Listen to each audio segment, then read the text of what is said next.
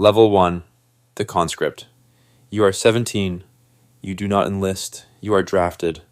A letter arrives dictating 10 years of mandatory service. There is no refusal, no phone to call your family, no choice. 3 weeks later, you are on a bus with a shaved head, heading straight into the unknown. The barracks hold 50 men in one cold, concrete room. There is no heat. The temperature drops to 5 degrees Fahrenheit. At night, you sleep in your stiff, dirty uniform just so you do not freeze. The air is thick with a sour stench of sweat mixed with the musty smell of rotting straw. Mattresses. Wake up is 5 a.m. and you run in the frost until someone collapses. If one man falls, everyone runs longer. Breakfast is corn gruel. Lunch is corn gruel. Dinner is corn gruel. There is no salt, no fat. You swallow the bland paste down a scratched throat. You are never full, you are never warm. One night, rations go missing. The officers do not investigate, they punish everyone. Shirts off snow up to your knees. 3 hours kneeling in dead silence. The biting cold gnaws at your flesh, from the bone marrow, straight to your brain. Your teeth chatter so hard your lips bleed. In the dead silence, your bunkmate with lips purple. From the cold shivers and whispers, this is not right. You clench your jaw. You do not answer the next morning. His bed is empty. No belongings left behind. No explanation, no questions. You learn fast in this army. Silence is survival. 6 months pass. You stop feeling the cold. You stop feeling hungry. Finally, you stop feeling anything. Then, your name is called border transfer. Level 2. The border guard. You are 18. You are sent north to a place where the geography itself is a prison. The Chinese border is exactly 200 meters away across the Yalu River. At night, you can see the neon lights of Dandong glowing on the other side. They are brighter than anything you have ever seen in your entire life. They look like a hallucination, a cruel joke mocking the darkness of your side. Your issue Type 58 assault rifle is rusted, splintered, and older than you are. You have exactly 5 7.62 mm bullets in your magazine. The standing orders are drilled into your skull until they echo in your sleep. If someone runs, you shoot. There are no warning shots. There are no negotiations. You patrol the riverbank in pairs. You do not talk to. Your partner, talking, leads to thinking, and thinking is a terminal disease on the border. It is 2:13. The river is half frozen. The ice groaning under the current.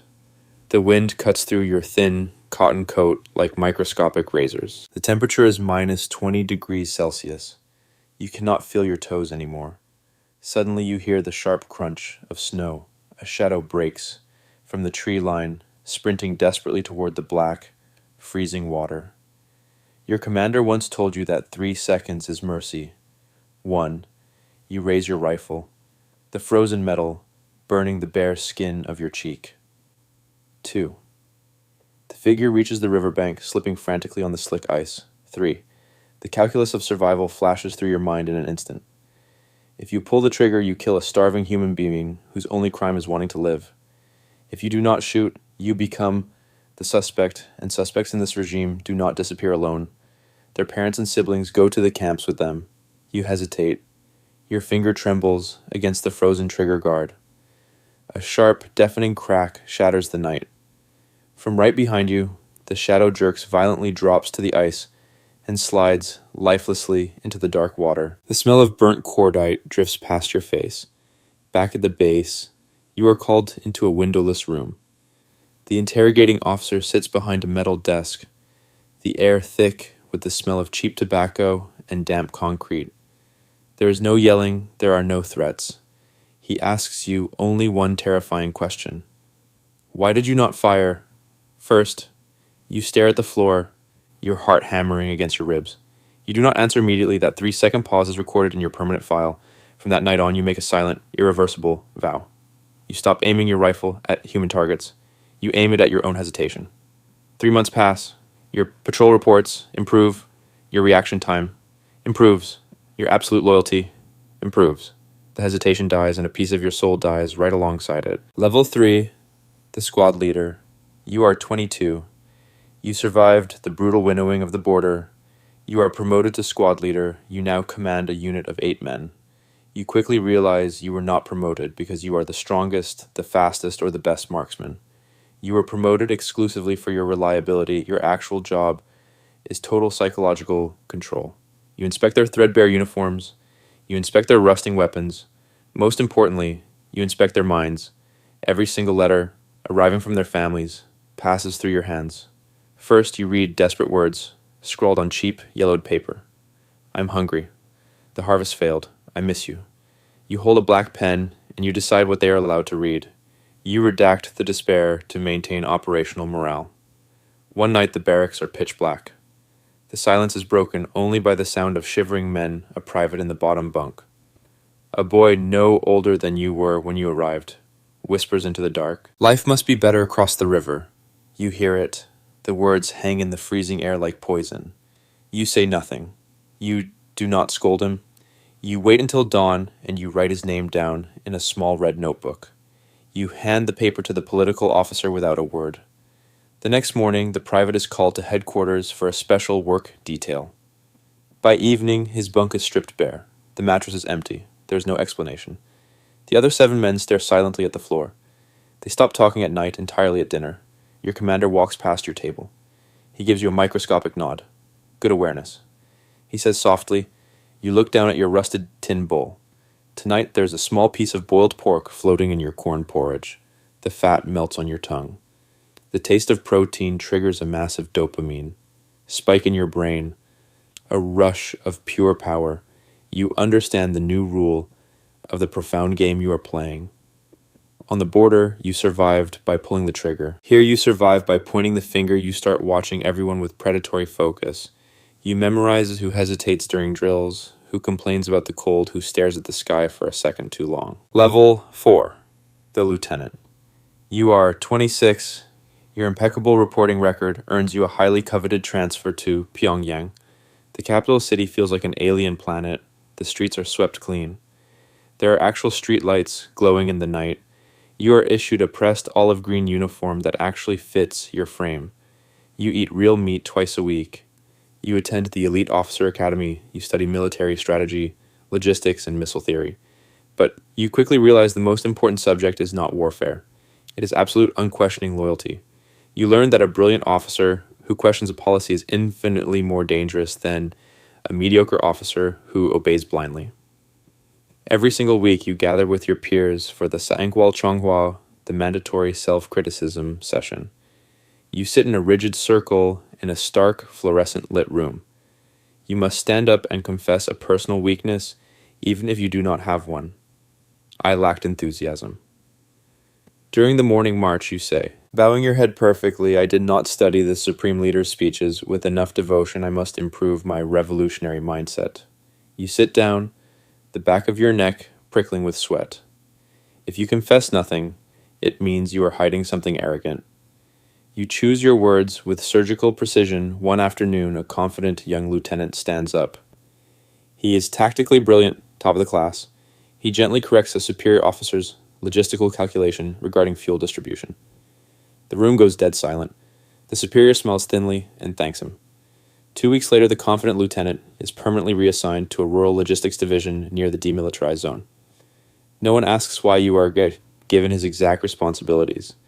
You get a better apartment, higher security clearance, and closer access to the central command staff. You understand the pattern with terrifying clarity. Well, talent is optional. Visibility is dangerous. Your loyalty must always be vastly louder than your competence. Level 5. The political officer you are. 32. You no longer command troops. You command belief. You are assigned as a political officer to a highly classified missile unit. Even the commanding officer, a man with 3 times your combat experience, answers to you. On ideological matters, your job is not strategy. It is the absolute enforcement of loyalty. Every week, seasoned soldiers sit in a circle around you. They confess their fabricated weaknesses. I felt tired. I hesitated during the launch drills. You sit with a pristine notepad, your pen poised like a scalpel. If no one confesses anything substantial, you push harder. Silence means concealment, and concealment is treason. You start noticing the microscopic details of human behavior. You track who claps first when the leader's name is mentioned. You track who claps last. You track who avoids eye contact when reading the daily manifesto. There is a young officer in the unit. He is smart, respected by the men, and naturally popular. He is dangerous. He does not criticize himself deeply enough. During the sessions, you write a single sentence in your monthly report, displays subtle individualistic tendencies. 2 weeks later, he is abruptly transferred to a heavy labor engineering battalion. In the northern mountains, your influence grows exponentially. You are invited to higher-level strategy meetings. You are trusted with the most sensitive personnel evaluations, but one afternoon, the illusion of your power is shattered. You are called upstairs to the regional director's office. Your superior flips through your recent reports. His face unreadable, your assessments lack urgency. He says coldly, "You understand immediately, your blood turns to ice. Someone is currently assessing you. You have spent years building a monolithic system of psychological surveillance. And in this terrifying moment, you realize you are trapped right inside the center of it. You sleep with one eye open, listening to the hum of the city, wondering which of your subordinates is writing a report about your subtle, individualistic tendencies." Level 6. The Colonel. You are 40. You now oversee thousands of troops. You are issued a black government sedan with a silent driver. You live in a sprawling, heated apartment in the center of Pyongyang. You drink imported French cognac at private invite. Only dinners. Your children attend the most elite schools in the nation. Your parents were quietly relocated to luxury housing. The system aggressively rewards those who survive the climb you manage. Vast missile readiness reports, training cycles, and top-secret security clearances. Your signature moves millions of dollars of resources. Your approval makes or breaks careers. But everything is meticulously documented. Your office phone is tapped. Your driver rarely speaks, and He reports your movements to state security. Your personal security detail changes without any prior notice at high-level meetings. Generals speak in carefully constructed, sterile sentences. No one interrupts. No one makes jokes. A general you dined with last month simply misses the next committee meeting. There is no explanation. His name is never mentioned again. It is as if he never existed. A missile test under your direct oversight malfunctions during a critical rehearsal. It is not catastrophic, but it is recorded on multiple telemetry feeds. An internal review begins immediately. There are no overt accusations, just a barrage of quiet, lethal questions. Why was the launch timing adjusted by 3 seconds? Who explicitly approved the sequence bypass? You sit in the interrogation chair, answering calmly, your voice perfectly modulated to hide your racing pulse. Your report is accepted, for now you walk out of the room with your uniform clinging to your sweat-drenched back. You understand a brutal truth about the upper echelons of power. At this level, mistakes do not disappear.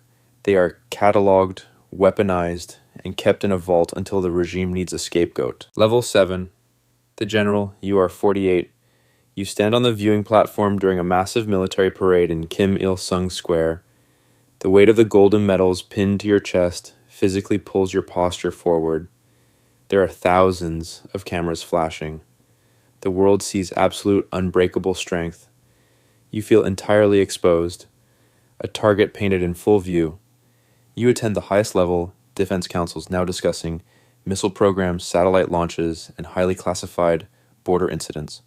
Phones are strictly left outside the underground bunkers. Notes must be memorized, never written down. Every single sentence you utter is measured. Every pause you take is noticed and analyzed by men who want your seat at one critical briefing. A leather chair at the mahogany table is empty last month. A general you have known for 20 years sat there this month.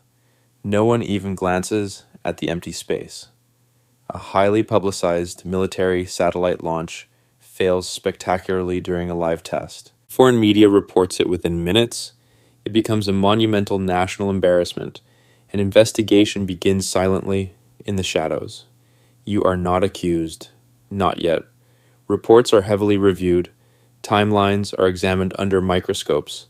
Responsibility is methodically mapped upward toward the highest ranks. You are suddenly called to the podium and asked to publicly criticize another general for the failure. The man is your mentor, a man you have worked alongside for 2 entire decades. You know the fatal calculus. If you defend him, you align with his failure, and you will fall with him. If you condemn him, you prove your ultimate loyalty to the state and survive a little longer. You stand at the microphone, you choose your words carefully, delivering a flawless, emotionless denunciation of his administrative negligence. He disappears 2 weeks later. You begin sleeping less than 2 hours a night. Every knock at your door after midnight feels final, every sudden. Unscheduled meeting feels like a staged execution. You have climbed the bloody ladder for 3 decades, stepping on the backs of your friends. You now understand the ultimate terrifying truth of the pyramid. The higher you rise, the fewer people stand between you and the absolute blame. Level 8. The inner circle. You are 52. You are invited inside the highest military council in the nation. It is a private, fortified compound, surrounded by electrified fences. There are no phones, no written records, and no digital footprints. You advise directly on national defense, nuclear posture, and global strategic messaging. You are closer to absolute power than almost anyone. Alive on the peninsula, you dine in heavily guarded luxury residences, drinking imported wine surrounded by a private army for the first time in your entire miserable life. You feel genuinely untouchable. Then a highly sensitive hypersonic missile test fails publicly. Foreign spy satellites capture the explosion. Foreign news networks broadcast it globally. A deafening silence follows inside the command structure. There is no emergency meeting. There is no immediate screaming match. That is precisely when you know with absolute certainty that someone is currently being chosen for the slaughter. Investigations begin with terrifying quietness. Technical reports are mysteriously rewritten. Past approvals are re-examined to shift the narrative. You are called into a secure room at 3:00 a.m. There is no shouting. There are no threats. There is just a panel of 3 men you do not recognize, asking you impossible questions. Why was the specific launch window approved despite the wind shear? Who validated the final readiness assessment? Did you overlook the structural instability out of arrogance? You realize the final crushing secret of the regime. The system does not actually punish failure. It punishes exposure. You have fiercely defended this meat grinder for 30 years, destroying countless others for microscopic mistakes. Now your name appears in the internal summary. Reports: strategic misjudgment, possible operational fatigue, reduced revolutionary decisiveness. You are abruptly reassigned. You are not executed. You are not imprisoned. That would draw too much attention. You are transferred to a decaying rural training facility in the frozen north. You have no access. You have no influence. You have zero visibility. Within weeks, your name is systematically scrubbed from all official state documents. A new, younger general takes your warm leather seat at the mahogany table. The meetings continue exactly as before, as if you were never born. Level 9. The Erased. You are 55. You live in a crumbling, unheated concrete facility. At the edge of the wilderness, there is no press, there are no visitors, there is no access to classified briefings. You still wear a military uniform, but the fabric is fraying, and absolutely no one asks your opinion on anything. Your encrypted phone was replaced with a standard landline that never rings. Your silent driver was reassigned. Your massive security detail was reduced to a single bored guard who barely looks at you. Your grand, heroic portrait is unceremoniously ripped down from the pristine hallway in Pyongyang. Officially, you were repositioned for strategic rural development. Unofficially, you are completely finished. You wake up at 5:00 a.m. again just like you did when you were a terrified conscript. Only now, the cold aches deep in your aging arthritic bones. No one salutes you when you walk the perimeter. You read meaningless agricultural reports that once required your signature to move armies now signed by someone else, a younger general who is careful, loyal, and highly visible. You stare out the frosted window of your bleak office outside. In the freezing courtyard, a battered green transport truck arrives. It drops off a new batch of 17-year-old conscripts. Their heads are shaved, their faces are pale with hunger, and wide-eyed with the desperate terror of the unknown. They're shivering in the -20-degree wind, staring up at the facility with the exact same hunger for survival and power that you once had. You watch them form their crooked, trembling lines in the snow. You finally understand the grand, miserable pattern of your entire existence. You were never actually climbing to the top of the mountain. You were simply being elevated by the machine just to be easily seen, and your visibility was always temporary. The brutal, bloody ladder remains bolted in place. The cycle is perfectly intact. Another shadow will run across the frozen river. Another trigger will be pulled. Another finger will be pointed. You turn away from the window, pull your thin coat tightly around your shoulders, and wait for the cold to take you.